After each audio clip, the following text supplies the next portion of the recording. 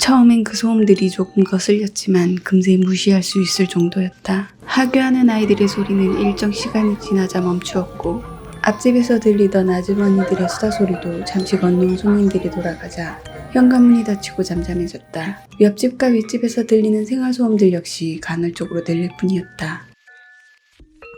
처음 그 집을 계약하고 들어올 때 주인집 아주머니가 한 말이 떠올랐다.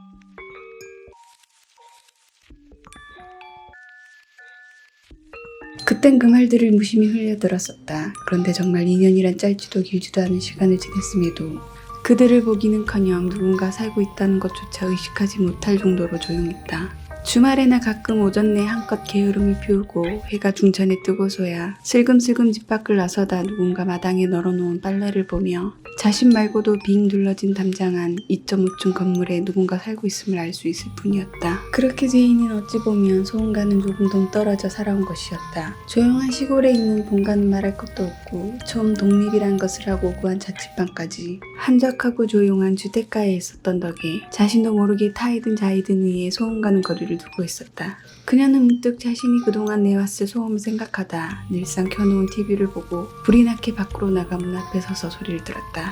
다행히 소리는 현관 밖까지 새어나오지 않았다.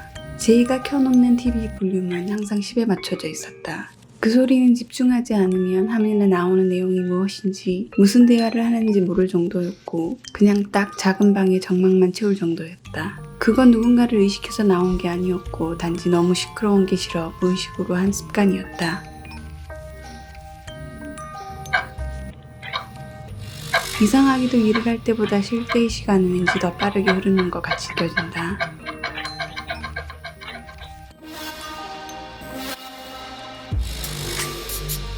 아직 이렇다 할 결정조차 하지 못했는데 집주인에게 답을 주기로 한 주라는 시간이 끝나감을 깨닫고 부랴부랴 주변 월세방 시세를 알아보기 위해 각종 부동산 사이트를 검색해보기 시작했다. 여러 곳에서 앞다투어 많은 매물을 쏟아내듯 올려놓았지만 이것저것 따져서 조금 괜찮다고 생각한 곳은 예산이 맞지 않았고 예산을 맞추자니 환경이 맞지 않아 마땅한 곳을 찾기 어려웠다. 그렇게 자신의 눈으로 확인해 본 결과 요즘 시세로 올리는 것이라는 집주인의 말이 어느 정도 신빙성 있어 보이자 왠지 모를 허탈감이 들며 잠깐이지만 다시 본가로 들어가는 것을 고려해 보기도 했다. 하지만 왠지 그러고 싶지가 않았다. 그녀가 미련을 버리지 못하고 한참이나 시간을 쓰며 부동산 사이트를 뒤지고 있는데 핸드폰이 진동하기 시작했다. 진동의 원인은 집주인이었고 아직 답을 주기로 한 시간이 남아 있었지만 그새를 못 참고 안달이 난 건지 답을 듣기 위해 연락하는 것이 분명해 보였다. 아직 아무것도 결정하지 못한 상태였기에 내버려두면 제풀에 지쳐 말 것이라고 생각하며 무시하려 했지만 그건 마치 네 오산이라고 말하는 듯 핸드폰은 도통 멈출 생각 없이 끈질기게 진동하며 그녀의 신경을 거스르게 했다. 제이는 신경질적으로 액정에 뜬 통화를 누르며 끈질기게 전화를 건 용건이 답을 요구하는 것이라면 따져 들려 했다. 그런데 상대편에서 더 신경질적으로 나오는 통에 그만 조금 전까지 든 감정이 슬그머니 뒷공무니를 빼버렸다.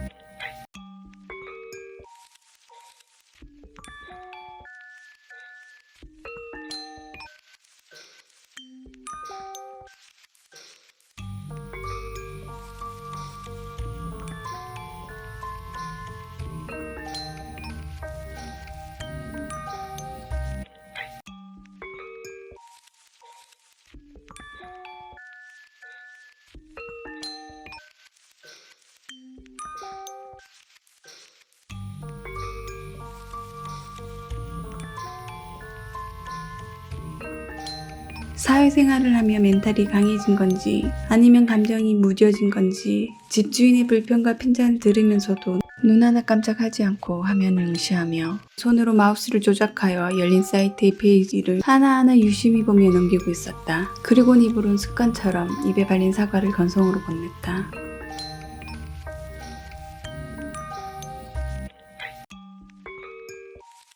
그 물음에 그녀도 집주인처럼 대충 에둘러 답하려던 순간 한 매물이 눈에 들어오며 그제야 결정을 내리고 상대편에서 요구하는 답을 시원하게 말해주었다. 제이가 선택한 곳은 서울에서 아예 벗어난 경기도의 작은 빌라 원룸이었다. 처음 그곳으로 간다고 했을 때 부모님은 만류하며 그냥 본가로 들어오길 권했었다. 그러다 새 직장을 구하면 그때 다시 거처를 구해도 늦지 않을 것이라고 설득했지만 이미 그녀는 자신의 결정을 물릴 생각이 전혀 없어 단호하게 꿈을 거절했다. 새로 알아본 원룸은 언제든 바로 이주가 가능했기에 제이는 이미 나가는 것으로 결정한 이상 뜸들이고 싶지 않아 계약 만료일이 조금 남았지만 집주인의 동의를 구했다.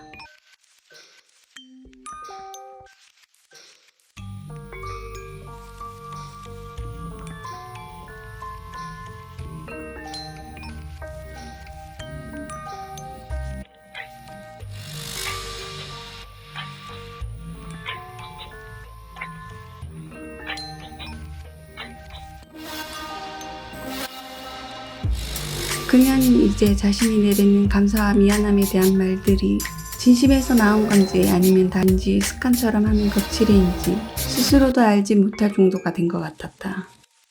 집주인이 비록 생색은 잊지 않곤 했지만 생각보다 순순히 동의해준 덕에 남은 계약일을 두고도 어렵지 않게 새 보금자리로 거처를 옮길 수 있었다. 같은 경기권인데 그곳은 본가와는 판이했다. 그 주변은 온통 원룸으로 된 빌라가 모여 있었고 전혀 조용하지도 한적하지도 않았다. 도보로 조금만 나가도 편의시설이 즐비했고 역세권이 아니어도 교통이 편리했다. 모든 게 예상외로 순조롭게 흐르고 좋아 보였지만 문제는 그녀가 다닐 만한 직장을 구할 수 없다는 것이었다. 웬만한 작은 회사도 서울에 집중되어 있었고 그나마 있는 곳들도 들어가기란 어려웠다. 제이는 그곳에 정착한 지 한 달이 다 되어가도 아직 무직이었다. 그녀는 그 좁은 지역에서 직장을 구하는 건 하늘의 별 따기만큼 어렵다고 느낄 때쯤이 되자 부모님의 말을 듣지 않은 것을 차츰 후회하기 시작했다.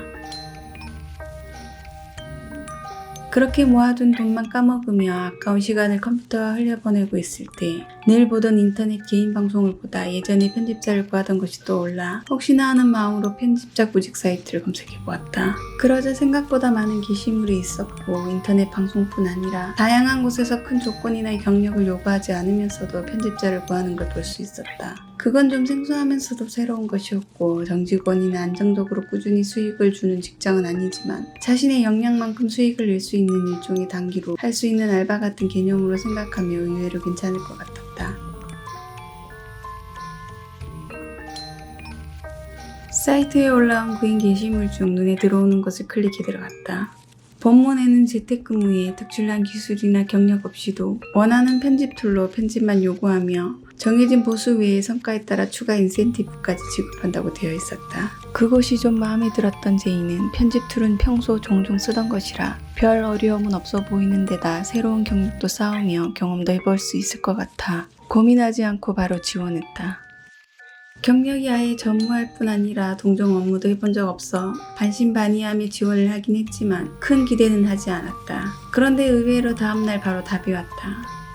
지원할 때 평소 즐겨보던 영화를 그 자리에서 바로 대충 편집해 이력서와 함께 보낸 10여 분짜리의 짧은 영상을 마음에 들어하는 듯했다. 그 후 실무 테스트와 비대면 면접까지 빠르게 통과하며 채용까지 이르게 되었다. 그때부터 그녀는 새로운 일을 도전하듯 하며 거의 집과와 같은 생활에 들어가게 되었다. 그 일은 따로 근무 시간이 정해져 있지도 않았고 낮밤을 경계지음이 하지 않았다. 그저 주어진 일을 일할 수 있는 시간에 했다. 그러다 새벽을 넘기는 날이 비일비재해졌고 어느 순간부턴 거의 날을 새며 할 때가 부지기수였다. 그렇게 제이의 낮과 밤은 서서히 달라졌다. 그 원룸으로 들어간 지 꽤 됐음에도 위아래 양옆 누가 살고 있는지 전혀 몰랐다. 단지 302호는 비어있고 304호에는 여성이 살고 있다는 것만 알았다. 시간 가는 줄 모르고 일에 몰두하고 있으면 어느 순간 304호 문이 열리고 큰 소리와 함께 닫히곤 이내 딱딱거리는 요란한 소리로 샌들을 끌며 출근하는 기척이 들렸다. 이사 오고 처음 그런 소리를 들었을 땐 무척 놀라다 못해 까무러치는 듯했다. 그래서 항의를 하거나 집주인에게 말해보려고도 했지만 반나절도 못 가 포기해야 했다. 그러자면 1층부터 4층까지 직접 쫓아다니며 항의해야 할 판이었다. 일단 집주인이 빌라에 거주하고 있지 않아서인지 무언가 문제가 생겨 말을 하면 작은 문제에도 해결하는 것에 며칠이 걸렸다. 거기다 그곳에 사는 사람들 대부분이 현관문을 여닫는 것에 주의하지 않았고 보통은 마치 화가 난 것을 보듯 개구미 층을 넘나들며 울리도록 문을 닫는 경우가 다반사였지만 그 누구도 항의하거나 참견하지 않았다.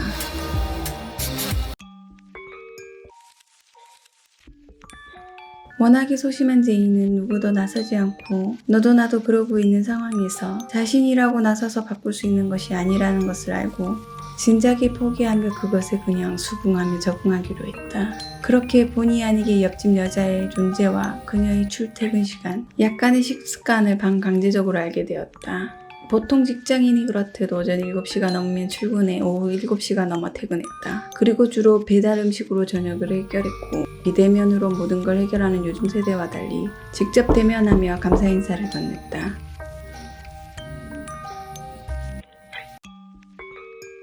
제이는 유달리 인사성이 바른 그녀 덕에 목소리로 대충 자신의 또래인 걸 짐작할 수 있었다.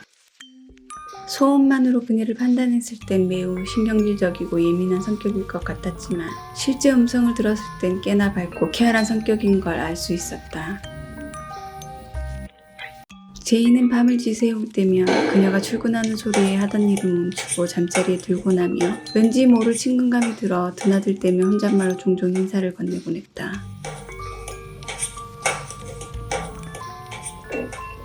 그러던 어느 주말 평소와 달리 아침부터 304호가 무척 소란스러웠다. 막 잠들려든 제이는 그 소음들의 짜증이 밀려오다 말고 궁금함으로 바뀌었다. 그녀는 한동안 소음을 일으키다 익숙한 샌들 소리와 함께 사라졌다. 304호 여자는 이사간 것이었고 혼자만 친숙하게 여겼던 제이는 조금 아쉬운 마음이 들었다.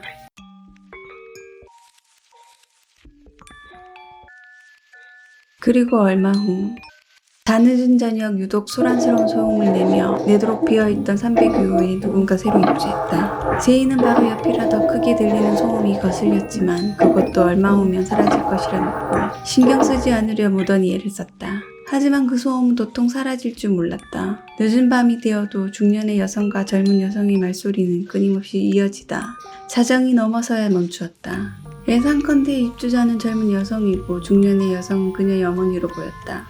아마도 이사를 돕고 첫날이라 함께하며 많은 말들이 오간 것으로 짐작하며 제이는 충분히 그럴 수 있다고 이해하고 넘어갔다. 그때까지만 해도 앞으로 일어날 일들을 전혀 예상하지 못했다. 예사롭게 생각했던 생활 소음들이 얼마나 서로를 괴롭히는 것인지 또 그것으로 인한 갈등의 골이 얼마나 깊어질지